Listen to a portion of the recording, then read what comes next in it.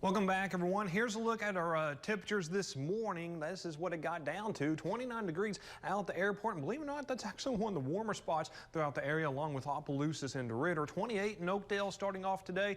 And you notice that the cold spot was not just sitting at 23 degrees earlier this morning. Our highs only in the mid to upper 50s for today. You notice that the dew points are in the 30s, so it's still dry out there, but we're starting to see a little bit of cloud coverage streaming in from the west. So we have mostly cloudy to cloudy skies out there. That's helping to hold the temperatures right around 50 degrees. So it is going to be milder tonight than what it was last night, but still maybe just a little bit below the average for the middle portions of March. You notice 51 in Natchitoches, and we have 49 right now in Leesville. 41 took the cloud coverage a little bit longer to reach Natchez, so they're currently the cool spot for this evening. And notice a little bit of precipitation to our north. That's not going to impact us. That's going to stay to our north, but we're going to see a south wind get a little bit stronger tomorrow, and also we're going to see those temperatures in the low 70s, really right around the average. You notice a zonal flow that's going to help the temperatures get to right around average for your Tuesday. And then as we reach Wednesday and Thursday, you'll notice we start to get a little bit of a ridge develop in the Midwest there,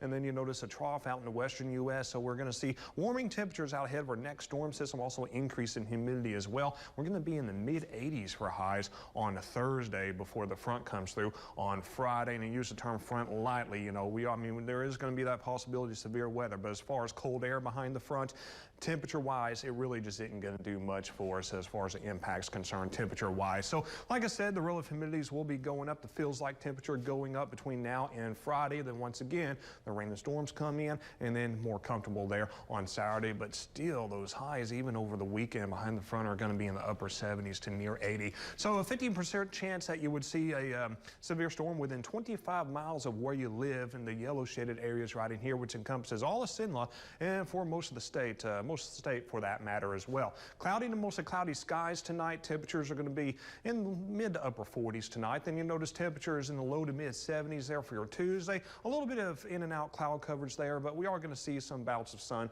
as well. Overall, I'd say partly cloudy skies for the afternoon hours on Tuesday. Even warmer, waking up the temperatures near 60 there for your Wednesday morning. This is trying to spit out a stray shower or two, but really I don't think it's going to happen. We're going to see partly cloudy skies on the average on Wednesday, and those temperatures are going to be in the low 80s, if not right at 80 degrees. So temperature near 60 degrees by noon. Like I said, kind of intermittent clouds and sun for the afternoon hours. That'll be the case once again on Wednesday. Mid 80s there on Thursday. You notice the overnight lows in the upper 60s heading into Friday before our next storm system comes in. You notice an 80% chance of activity. The front comes through, but like I said, over the weekend, we're still going to be near 80 degrees there for your Saturday. Then you notice another front comes in. That's going to be weak as far as temperatures or the cold air behind it is concerned, but once again, spitting out a little bit of scattered activity there for your Sunday and Monday early next week. Even behind these couple fronts, those lows only in the 50s and 60s. You notice we're dry through Thursday. Then after that, that's severe weather possibility. Weren't we just talking about the 20s and now we're having to talk about the 80s? Yeah, that's right. That's about a 50-ish degree swing over about 3-day time span.